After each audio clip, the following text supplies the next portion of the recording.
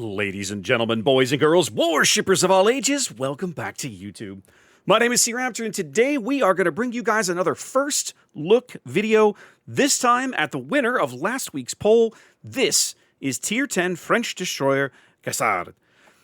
Now, I am trying to wrap my brain around these ships, okay? This was a line that was announced, I don't know, about 8 weeks ago or so, 8, 10, 12 weeks ago, whatever it was. They were like, oh, this is coming, and they've been in testing for a little while now. They've already started to make some minor changes. There was a recent dev blog, and I'll put a link in the description down below. You can go have a peek. But those changes are already reflected here on the ship you're seeing in port. So this version we're reviewing of Cassard is the one that is currently in testing and lines up with exactly what the latest round of stats are that have been announced.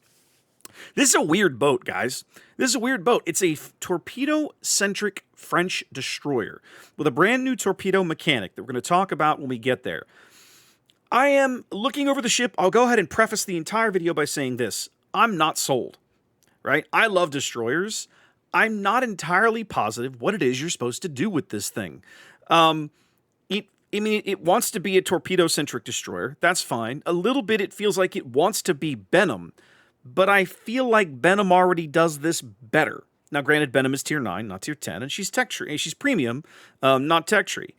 But, I mean, it's kind of got the same sort of vibes to it. All right? So, let's dive in. We'll talk about this. We'll talk about where she's similar and where she's different from existing French destroyers and so on and so forth. And we'll get to all that, okay?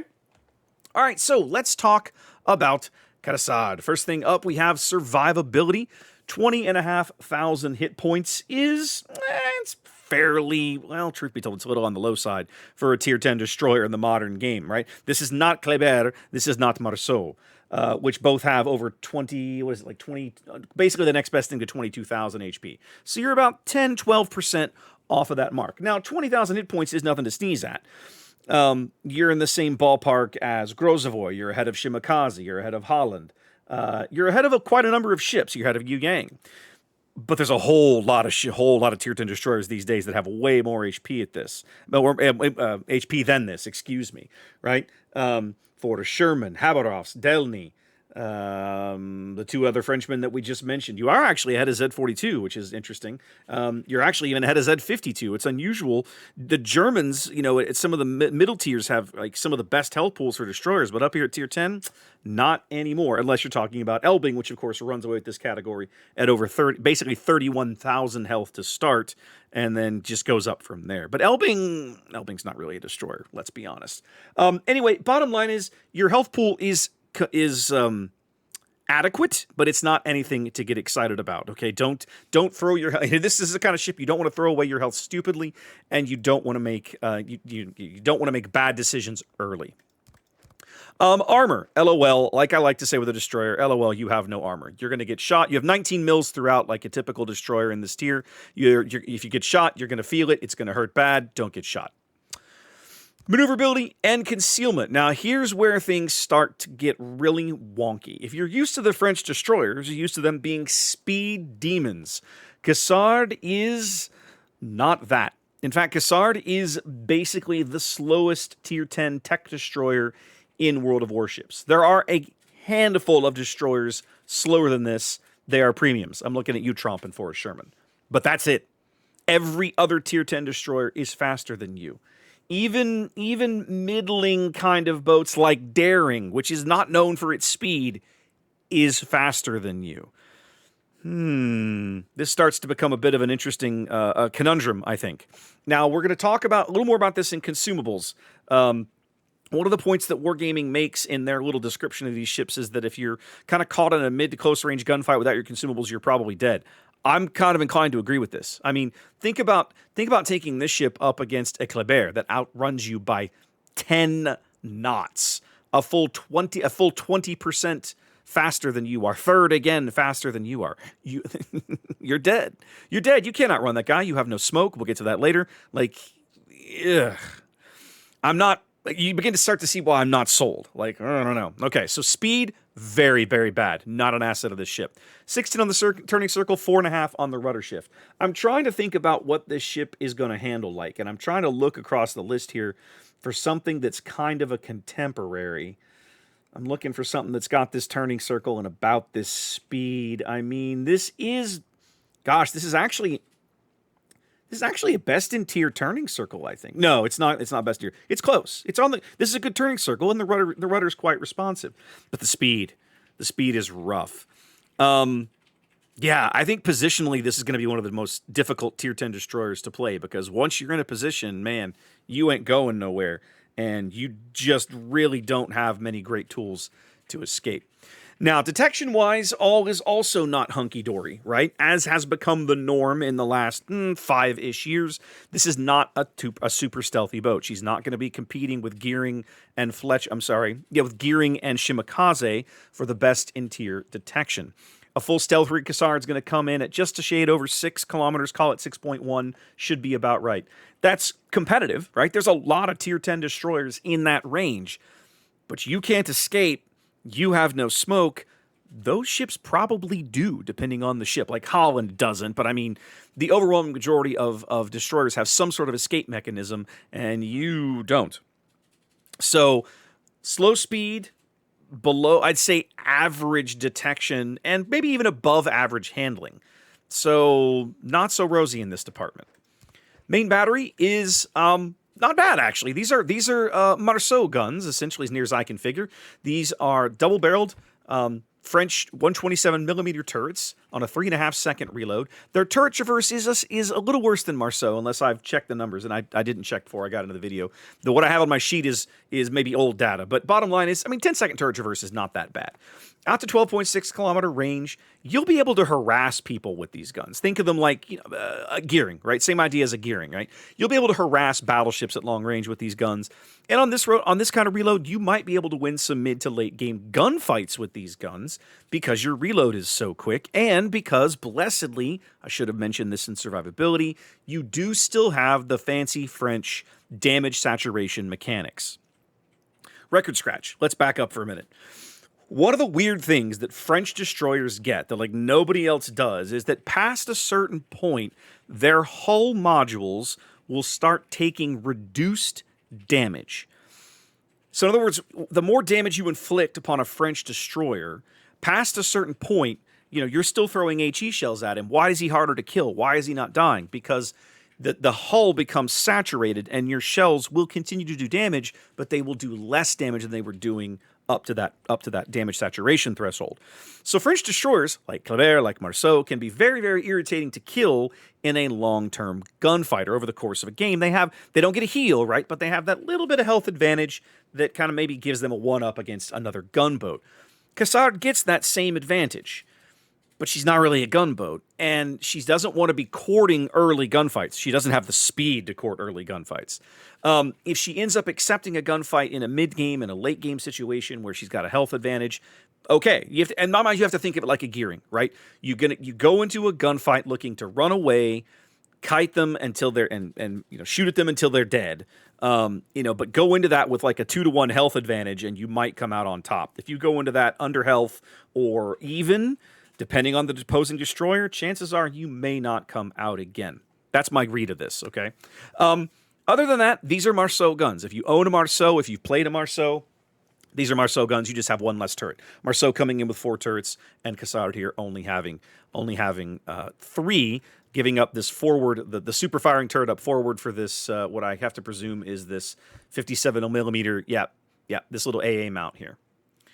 So, the guns are okay. From a purely HE damage DPS perspective, you are fairly competitive. You can see the number there, a little over 195,000 HE DPM.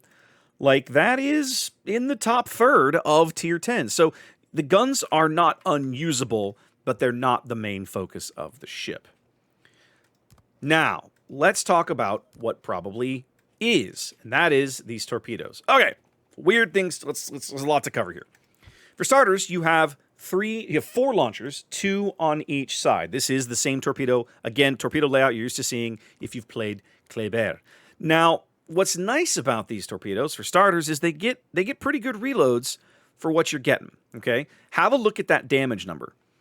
The alpha strike on these torpedoes, a touch over 24,000 damage. These things hit like Shimakaze torpedoes, and they travel faster, 72 knots. And they're less detectable, 1.5 kilometers. All of those numbers are better than Shimakaze torpedoes on a better reload. Shimakaze gets 3 quintuple launchers, 15 total torps, and I think each of those launchers is on about 170-second reload base. You see here, I'm getting a total of 12 torpedoes, not quite as many, but the individual launchers reload quicker at 120 seconds. 13.5 kilometers of range versus probably the most commonly used torpedoes on Shimakaze go out to about 12. So I've even got more range. What's the catch, Raptor? The catch is that these are a new kind of torpedo. You can sort of see there at the bottom, the very last line of the description says maximum damage threshold up to 8 kilometers. As Wargame has it now, remember, I have not played the ship. I'm not allowed to show you gameplay. Even if I wasn't allowed to talk about it. As I understand it, what happens is up to 8 kilometers, these torpedoes will do that crazy alpha strike damage. Like, this is almost like YOLO Emilio torps, okay? They hit that hard. After that, however, the damage will begin to fall off. What's not clear, what's not explained very well, in my opinion, is how quickly the damage falls off. Is it linear? Is it linear down to a minimum threshold? What is that minimum threshold at 8 kilometers? Okay. So in other words, if this torpedo has 13.5 kilometers of range, and I hit you at 13.4 kilometers, what's the minimum number of damage that torpedo will do? And is it a straight line fall off between 8 kilometers and 13.5? I don't have answers for these questions, right? This is kind of, we're into kind of unexplored territory here. It's the sort of thing that even Game Models 3D, where I normally peel away the layers to kind of look under the hood and try to wrap my brain around what's actually happening underneath the hood in terms of game mechanics, can't explain this to me. And that's not their fault. I think it's because this mechanic is just not explained well enough, or their system doesn't understand how to pull the values out of the game engine to explain it. So I don't know what to tell you guys. These are questions that I have not heard answered. Admittedly, I'm just kind of making this video cold. I haven't gone looking for answers. So we'll have to find this out after the line releases. But the bottom line is that past 8 kilometers, the torpedoes will start to do some lesser amount of damage. So, optimally, you want to be firing them at less than 8 kilometers. Well, now that makes them more like Japanese F3 torpedoes, doesn't it? And you have a 6.1 kilometer detection. Ooh, okay, so yikes. It's a very odd boat. It's a very odd boat. Now, what's the good news? If you fully rig this thing for torpedo reload, the reload time on these launchers comes down to about 92 seconds. That's pretty good. That allows you to consistently, the reason I drew that Benham comparison earlier, that allows you to consistently be putting 3 to 6 torpedoes over the side of the ship about every 30 to 40 seconds, as long as you're maneuvering and putting the other side, right? You just have that constant flow of torpedoes. You get a rack, and you get a rack, and you get a rack, and you get a rack, and you just keep throwing a rack about every 30 seconds, as long as you have a place to throw a rack too. I feel like this damage mechanic is a little too wonky to be reliable. I don't trust it yet. Not that I don't trust Wargaming to get it right, although maybe that's part of it. It's more that until I see it in action, I don't know how to sell it, right? I can't sell, if they could tell me that, okay, it starts at that crazy alpha up to 8 kilometers, but the minimum damage you're going to get out to 13.5 is, I don't know, I'll pick an arbitrary number, is 12,500. Let's call it half damage. Out to max range, it falls off to about half damage. Well, that means out at 10, 11 kilometers, where we might be using these torpedoes would still hit for, I don't know, 17, 18,000 damage. That's like a Fletcher torpedo. That's still not bad. It moves 72 knots. It's not that detectable, right? One of the things that is really nice at this speed and that detection range is that these torpedoes have only about an 8-second reaction time. That's presuming the target you're shooting at is stationary and not closing with you. That would, of course, cut the reaction time down even further. So in the end, a little bit of speed buff goes a long way on these torpedoes. There's some things to like here, don't get me wrong. But until I see the mechanic in action, I don't know how to sell it to you. I don't know. I can't tell you it's good, it's bad, it works, it doesn't. I don't know, right? And they don't explain it well enough in the information that's publicly available for me to be able to sell it. Now, that may also be intentional.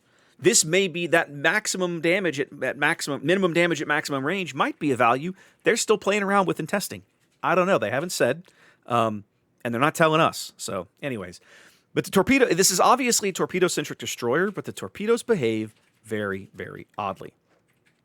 One nice thing you get is you get these fine French depth charges. I got 12 bombs in a rack, 2 racks, 3,000 damage on a bomb. Now that's a little, I think last I checked, that's a little below what the tech tree destroyers, the existing tech tree line gets. I'm actually going to go check now because it's going to bug me if I don't. And I didn't check before I started making the video, so that's my mistake. But as I recall, the French just, okay, it's 3,400 over in the tech tree. Okay, so it's 3,000 over here. I mean, it's a small downgrade, not enough that you're really going to complain a lot. These bombs do a decent enough damage. These aren't the pathetic little Pan-Asian bombs, okay? And there's a lot of them. There's plenty of them in a stick. So you drop them right, you get on top of a DD, he's probably going to feel it. He's going to hurt. Now, again, they're not American or Japanese or British, but they're not Pan-Asian either. You're squarely in the middle. They're more than usable. They should do the job. A defense, a little worse than Marceau. A little worse than Marceau. For starters, I'm coming in with just a hair less flak. I'm only getting 3 flak puffs on the same value. Some of that's because, again, 1 less main battery turret. My mid-range AA, bizarrely, even though I've given up a main battery turret, my mid-range AA is the same. I haven't quite figured this out yet. I mean, I'm looking at 3 of these guys, right? I should have a little extra mid-range AA. It would feel like over Marceau, but according to the numbers that I was looking at earlier, you don't quite, and you do have less short-range AA. Now you do have more range. I didn't point this out. The mid-range bubble does go out to 3.8 kilometers versus 3.5 on Marceau, which is okay. It's a little better, but I mean, this ship's not going to murder planes. That's not why you take this boat. You'll be able to kill fighters, and that's about it. Don't rely on this AA for anything else. Keep it turned off every opportunity you get. You have to treat this thing. You have to treat this thing like a torpedo destroyer, right? Don't get into dumb gunfights. Don't get spotted when you don't want to get spotted.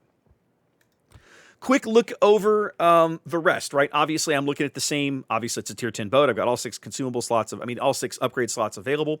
You can see here the goofy torpedoes even has a different icon. It's got this little I don't know, this little circle, homing circle. These are not homing torpedoes. I'm just making up a word here to point out that, to remind you that they have that funky damage mechanic, so it's not the usual icon. Consumables-wise, things don't look so amazing either, right? You get standard damage control party, nothing fancy here. And you get the emergency engine power, the same one, I believe this is the same one that Ragnar gets. So for about 90 seconds, you get crazy speed, right? For 30 seconds, you can be clever. You can go 45 knots. I mean, for 90 seconds, excuse me. And, of course, you'll be able to take the various modules and captain skills that'll buff that out to, I don't know, let's plug them in real quick. What does that work out to? Probably about a minute 10, a minute 15. Let's see, let's just do that. What does that max out at? Minute 130. So you can get this up for a little over 2 minutes on a little less than a 90-second cooldown. That's even before I put in November Foxtrot. 79-second cooldown. And that's not bad, right? Like, you'll get good use out of these, and believe me, you're going to need them. But I mean, I feel like you got to manage those very carefully, because that's it. That's your get out of jail button. You got no smoke, you got no defensive fire, you got nothing else. I feel like looking this ship over, like it's a weaker gearing. I can't think of a better way to try to summarize it. It has worse detection. I would argue because of the weird mechanics, it might even have comparable or slightly more torpedo power. It has, I'd say, approximately equivalent gun power to a gearing. Let me look at this again real fast, make sure I'm not BSing you.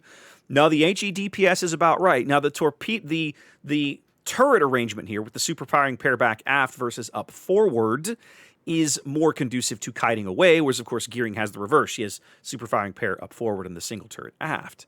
You ought to have pretty good torpedo angles on these launchers. I didn't look at that. Let's have a quick peek while I'm thinking about it. Yeah, I mean, they're basically, you can get all of them 30... Yeah, basically it's 30 degrees off the bow, back to 21 degrees off the stern. I'll put them in here right at the very end. I should have put it in the torpedo segment, but if you're watching the whole video, you'll catch it here at the end.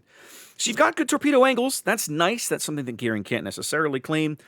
And you do have better angles over the stern. So this is another one of these destroyers that, like, once you figure, like if you're playing a cruiser or battleship, once you figure out there's one of these guys in front of you, man, you probably don't want to push into it. But beyond that, I don't know. I kind of want to play it. I feel like you need to put this. I feel like I need to put this ship through its paces before I can truly understand it. Because right now, it doesn't feel like a ship that has a strong identity in the game. There's so many other really good torpedo destroyers at tier 10. Again, Shimakaze and Gearing, the easy ones, but even Daring's torpedoes, you'll see people get good work out of those conga line torps at times. I think that some of the Russian torpedoes are frequently underrated because they have the range, like Grozovoy. And the reload, you know, you can get the reload down to be pretty good. I don't know. Maybe it's hard to say, guys. It's hard to say. I don't know what to tell you. But that's where we're at. One more thing I want to point out, since I'm kind of trying to encapsulating this little summary as sort of a look at the whole line. This goofy torpedo damage fall-off mechanic, according to Wargaming, doesn't begin until tier 8. This branch begins at tier 5. So apparently for the first 3 tiers of the branch, 5, 6, and 7, there'll be torpedo-centric destroyers, but you won't have to deal with this goofy damage reduction mechanic at longer ranges. Starting at tier 8, you will. So you'll have time to adapt to it before you get to tier 10. But right now I can't explain it well enough to have any confidence that it's good or bad. All I can do is tell you that it exists. Anyway, guys, there's our first look at Cassard. I'm curious, but not excited. We'll see how it goes. In the meantime, guys, y'all wash your hands, be safe, and I'll catch you next time.